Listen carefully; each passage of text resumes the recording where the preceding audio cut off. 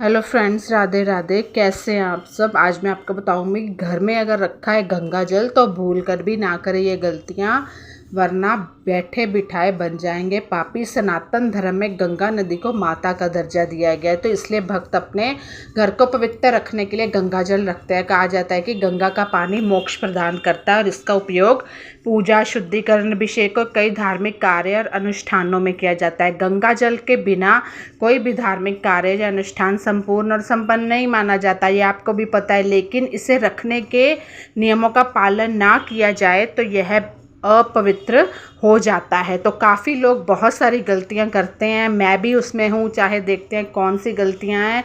गंगा जल घर में रखते वक्त जरूर रखें ये सावधानियां। गंगा जल को कभी भी ऐसे स्थान पर नहीं रखना चाहिए जहाँ पर अंधेरा रहता हो। गंगा जल बेहद पवित्र होता है, इसलिए इसे रोशनी वाली जगह पर रखें। और इस बात का भी ध्यान रखना चाहिए कि जहाँ पर गंगा जल रखा है वहाँ किसी तरह की गंदगी ना हो, क्योंकि इससे क्या होता है, सकारात्मक ऊर्जा चली जाती है, नेगेटिविटी आ जाती है। क्योंकि गंगा जल बहुत ही पवित्र होता है।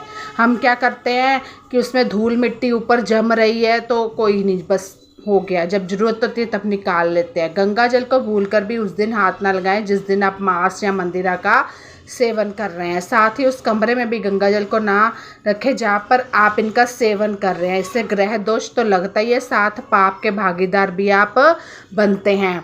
अभी क्या होता है कि मान लो जिस घर में आप खाना भी खा रहे हो तो सामने भगवान की मूर्तियाँ वो सब हटा दो, वो भी मत रखा करो। गलत मतलब खाना खाते हैं या कभी कुछ खाते हैं। गंगा जल रखने का सबसे पवित्र स्थान होता है घर का मंदिर। तो मंदिर के ईशान कोण में गंगा जल रखें। यह दिशा धार्मिक कार्यों के लिए उत्तम मानी जाती है। ऐसा करने से घर की सारी नेगेटिविटी जो है वो बाहर चली जाएगी और सकारात्मक ऊर्जा का प्रवेश होगा। मंदिर के पास ही प्रतिदिन गंगा जल की पूजा करें। चाहे आप गंगा जल को मंगल, वीर, शनि पूरे घर में छिड़के गंगा जल नहाने के पानी में डालें। मैं जब बहुत बीमार थी तो ना मुझे कहते थे कि अब गंगा जल पानी में डाल के स्वास्थ्य ठीक हो जाएगा, आपका दवाई नहीं लग रही। तो नियमित रूप से ये कैसे बड़ों का टोटका सा है, अगर आप करना चाहते हैं तो कर सकते हैं। आज के समय में हर कोई गंगा जल को प्लास्टिक की बोतलों या डिब्बे में भर कर रखता है, लेकिन इस तरह से आपको भूल कर भी गंगा जल नहीं रखना है, क्योंकि प्लास्टिक को शुद्ध नहीं माना जाता। गंगा जल को हमेशा किसी पवित्र पात्र में, तांबे में बोला गया है, पीतल, मिट्टी या चांदी का पात्र उत्तम माना जाता है। जहां हम इतने खर्चे करते हैं, अपना जाने हम कहां कहां खर्चा करते हैं, तो क्या आप चांदी या तांबा या पीतल नहीं खरीद सकते। गंगा जल को कभी भी आप क्या कहते हैं, किसी दूसरे को दान में मत दें, ये अच्छा नहीं माना जाता। हर कोई अपना अपना गंगा जल खरीदे। ये क्या होता है कि आप अपना कोई शुभ चीज़ उसको दे रहे हो।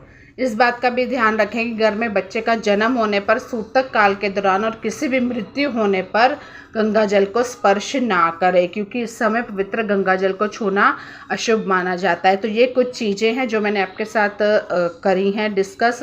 फ्रेंड्स, मेरी बहुत सारी ऐसी वीडियो हैं जिसमें आपको आपकी ज़िंदगी से जुड़े ही कुछ चीज़ों की मुनाफा कह लो कि अच्छी चीज़ें मिलेंगी, ज़रूर देखिएगा। वैशाख पूर्णिमा पर करें ये चमत्कारी उपाय, नहीं लगेगा पितृदोष। वैसे तो पूर्णिमा की तिथि बेहद शुभ मानी जाती है, लेकिन वैशाख पूर्णिमा का महत्व खास है, जो कि 23 मई को है। 3 गुरुवार और विशाख नक्षत्र में वैशाख पूर्णिमा का व्रत रखने से जातक के जीवन में सभी प्रकार के कष्ट समाप्त हो जाते हैं और आर्थिक तंगी से छुटकारा मिलता है।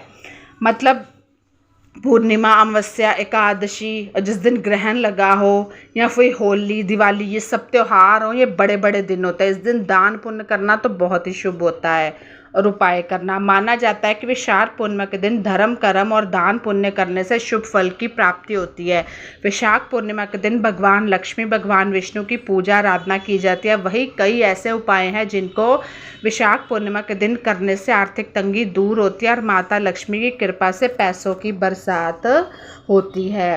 तो अगर ये आप उपाय करते हैं तो आप कारगर, क्या पता किस्मत कब पलटी खा जाए, तो ये काम ज़रूर करें। इस साल वैशाख माह की पूर्णिमा तिथि के दिन शिव योग के साथ स्वार सिद्धि योग का भी निर्माण हो रहा है। तो इसके साथ ही इस दिन विशाखा नक्षत्र भी रहने वाला है, तो यह दोनों योग बेहद शुभ माने गए हैं। तो पूर्णिमा तिथि के दिन योग और नक्षत्र का शुभ संयोग बनने के कारण और भी यह तिथि खास बनने जा रही है। तो इसलिए इस दिन कुछ उपाय करने से आर्थिक तंगी दूर होने के साथ साथ पितृदोष से भी आपको मुक्ति मिल जाएगी, क्योंकि जिनके पितृदोष होता है उनके कभी काम, पहला पॉइंट ये है, उनके कोई भी काम नहीं सिरे चढ़ते, जितने मर्जी उपाय कर लो।